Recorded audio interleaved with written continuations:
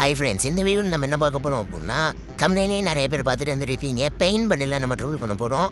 ஒரு பெயின் பண்ணில் நல்லா தானே இருக்குது, நீங்கள் ஏன் ப்ரோ அதை ரோல் பண்ணுறீங்கன்னு கேட்டால், நீங்கள் நல்லா இருக்குன்னு சொல்லி கரீனா கரன் இந்தியன் சர்வரில் எப்படி கொடுக்குறேன், இந்தியன் சர்வர்லேருந்து காசு எப்படிலாம் அடிக்கிறேன்றதை மட்டும் பார்ப்போம். முதல்ல இந்த வீடியோவில் நான் ஃபஸ்ட்டு என்ன பார்க்க போகிறேன்னா, அந்த பெயின் பண்ணில் எதுக்காண்டி நான் கொலாபரேஷன் கொண்டு வந்தேன்றதை பார்ப்போம். அடுத்ததாக பார்க்க போகிறது, நீங்கள் எதனால் டாப் அப் பண்ணக்கூடாதுன்னு நான் சொல்கிறது இந்த வீடியோவில் லாஸ்ட் 2 செகண்டில் பார்ப்போம்.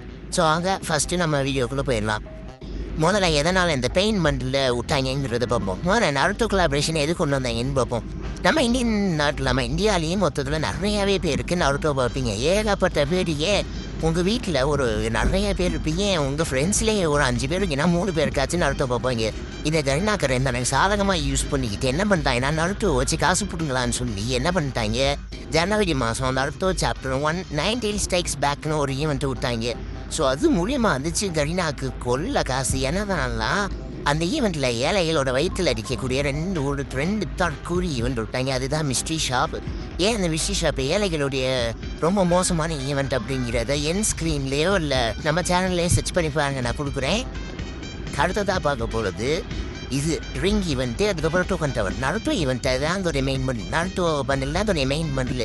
அதனால் என்ன பண்ணிட்டாங்க கருணாக்கரை அந்த டோக்கன் டவரில் விட்டுட்டு மற்ற 2 சைடு பண்டிலையும் இது பண்ணிட்டாங்க. என்னன்னா ஒரு பண்டில் ஃப்ரீயாக கொடுத்துட்டு ஒரு பண்டில் இந்த ரிங்குங்கிற ஒரு தற்கூரி ரிங் ஈவெண்ட்டில் விட்டுட்டாங்க.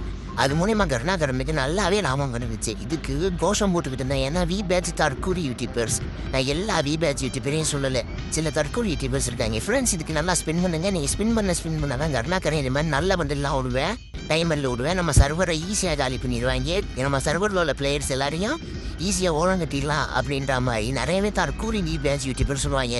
அவங்க பேச்சு கேட்டு யாருமே இந்த மாதிரி ஈவெண்ட்டுக்கு சுற்றாதீங்க.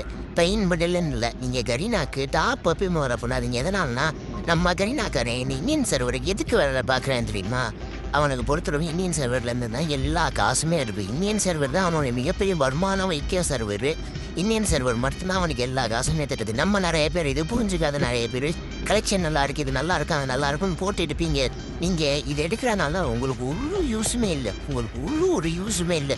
நீங்கள் தற்கூரித்தனமாக இதை எடுப்பீங்க. கடைசியில் அவங்களுக்கு இந்த ஃப்ரீ ஃபயர் விட்டு போகும்போது தான் நீங்கள் உணர்வீங்க, ஐயோ இதை எடுத்தோமே இது வேஸ்ட்டு. இப்போ புரியுது, அப்போ புரியலன்னு யாருமே யோசிக்கக்கூடாதுதாங்க.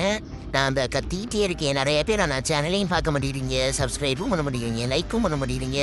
இப்படியே போணுச்சுனாங்க நான் கையென்ஸ்ட் எடுத்த முயற்சி தோற்று போயிடும். சரி, நம்ம 2வது பார்க்க வேண்டிய விஷயத்தை பார்ப்போம். ஏன் நான் கரீனா ஃப்ரீ ஃபயருக்கு டாப் அப் பண்ணக்கூடாது, அதை சொல்கிறதுக்கு நீ யாரான்னு கேட்பீங்க. இப்போ நான் 3 பாயிண்ட்டாக சொல்கிறேன். நீங்கள் டாப் அப் பண்ணி உங்களுக்கு என்ன கிடைக்கிது கமெண்டில் சொல்லுங்கள் பார்க்கலாம். உங்களுக்கு டாப் அப் பண்ணி ஏதாவது ஒரு மயிராவது கிடச்சிருக்கா சொல்லுங்கள். உங்களுக்கு பெருசாக வேணாம் சொல்லிப்பீங்க, எவ்வளோ எனக்கு அவ்வளோ கலெக்ஷன் இருக்குது, இவ்வளோ கலெக்ஷன் இருக்குது. ஃப்ரெண்டு முன்னாடி கெட்டு ஆக்கினதுக்கு நீ ஏன் உன் காசை செலவழிக்கிற?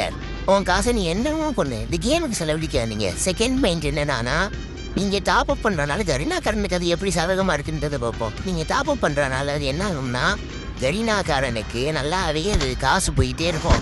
ஏன்னா அது இந்தியன் சர்வரில் நல்லா காசு வருது. அதனால் அவன் என்ன பண்ணுவேன், இந்த சர்வர்லேருந்து நல்லா காசு வருதுன்றக்காண்டி நிறைய பேர் டாப் அப் பண்ணுறாங்கன்றக்காண்டி டாப் அப் பண்ணுற ஈவெண்ட்டை தான் விடுவேன், ஃப்ரீ ஈவெண்ட்டு விட மாட்டேன்.